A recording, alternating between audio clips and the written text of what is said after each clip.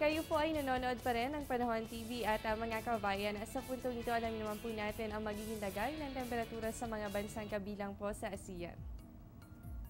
Sa Thailand, meron po kayong 25 to 33 degrees Celsius at ganyan din po ang aasahan sa Malaysia. Samantala sa Singapore, meron po kayong 24 to 31 degrees Celsius habang nasa 23 to 31 degrees Celsius naman po para sa Indonesia.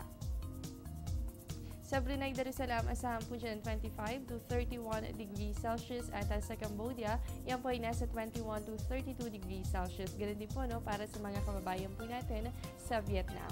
Sa Lao People's Democratic Republic, meron po kayong 20 to 30 degrees Celsius at sa Myanmar, yan po ay nasa pagitan naman ng 15 to 34 degrees Celsius.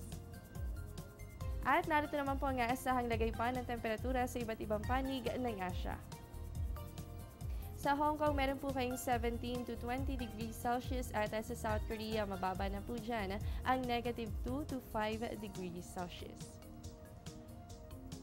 At mga kababayan, ito na po ang inaabangan hindi lamang ng mga kababayan natin Chinese, kundi pati na rin po tayong mga Pilipino. One day to go na lamang po and it's Chinese New Year. So ano nga ba ang preparasyon na maaari natin gawin para salubungin ito?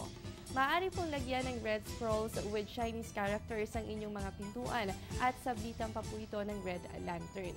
Para naman sa simbolo ng life and renewal, make sure na meron po kayong masisiglang halaman sa paligid ng inyong bahay.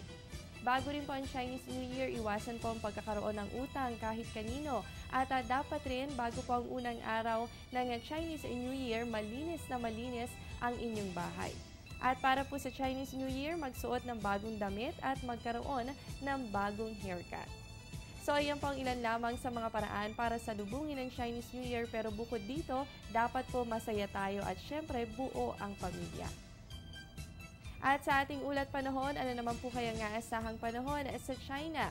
Since nasa January to late February po ang selebrasyon nito, asahan ang malamig na panahon sa China. Sa katunayan, ang North China po ay makakaranas ng below 0 degrees Celsius habang nasa 10 degrees Celsius naman po ang Beijing at nasa negative 20 degrees Celsius naman po sa Harbin.